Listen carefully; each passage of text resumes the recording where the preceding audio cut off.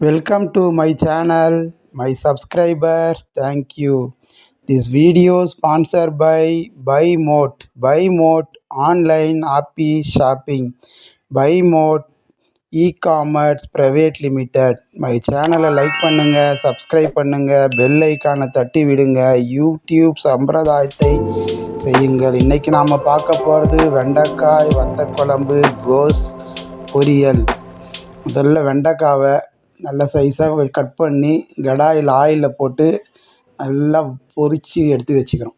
அடுத்தது வெங்காயம், பூண்டு, பச்சை மிளகா, கொத்தமல்லி, தக்காளி. ஒரு கடாயில் ஆயில் போடுறோம். ஆயில் சூடானதும் கடுகு போடுறோம், சீரகம் போடுறோம். அடுத்தது பூண்டுக்கு அப்புறம் கருவேப்பிலை. வெங்காயம் நல்லா வதங்கணும். பொன்னிறமாக வதங்கினதுக்கப்புறம் நம்ம தக்காளியும் போடுறோம். இப்போது பச்சை மிளகா, பூண்டு, கடுகு, அடுத்தது வெங்காயம் முடிஞ்சது தக்காளி. ஆனால் இதில் தக்காளியை மட்டும் நம்ம தனியாக அரைச்சி ஊற்ற போகிறோம். அதுக்கப்புறம் நல்லா வதங்கிடுச்சு. பொன்னிறம் செவக்க வதக்கணுன்றது வாசம்தான் செவக்க வாசனை வரணும், ரொம்பவும் கருகிடக்கூடாது. ஏன்னா இது வத்த குழம்புக்கு எல்லாமே அந்த கலர்ஃபுல்லாக நல்லா வதக்கணும். வதக்கிறதுல தான் வத்த குழம்போட ஹைலைட்டே இருக்குது. அடுத்தது நம்ம அரைச்சி வச்ச தக்காளி ஊற்றுறோம். தக்காளி நல்லா வதங்குது. தக்காளி வாசம் வெளியே போகுது. தக்காளியில் இருக்கிற தண்ணியே அதுக்கு போதும். நம்ம தண்ணி ஊற்றலை. அதுக்கப்புறம் தண்ணியை சுட தண்ணி தான் ஊற்றுறோம், பச்சை தண்ணி ஊற்றலை. மஞ்சத்தூள் போடுறோம், மிளகுத்தூள் போடுறோம், தனியாத்தூள் போடுறோம், கொஞ்சம் கரம் மசாலா போடுறோம். போட்டு நல்லா மேஷ் பண்ணுறோம். நல்லா சுண்டி வருது. உங்களுக்கு எவ்வளோ குழம்பு வேணாலும் சுட தண்ணி ஊற்றுறோம். அதுக்கப்புறம் புளியை வடிகட்டி ஊற்றுறோம்.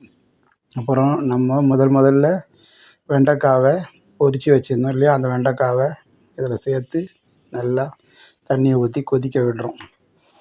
இப்போது அருமையான சூப்பரான சுவையான வத்த குழம்பு ரெடி. வெண்டைக்காய் வத்த குழம்பு ரெடி.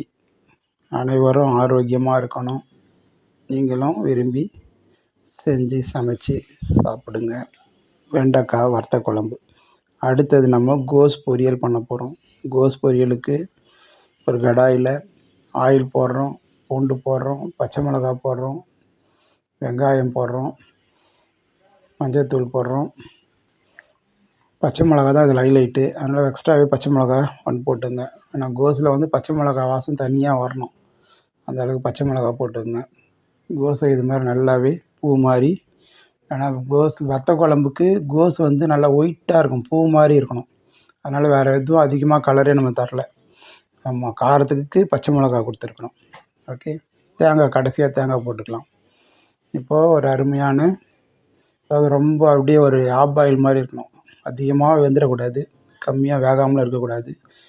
அப்போது வத்த குழம்பு ரெடி, கோஸ் பொரியல் ரெடி.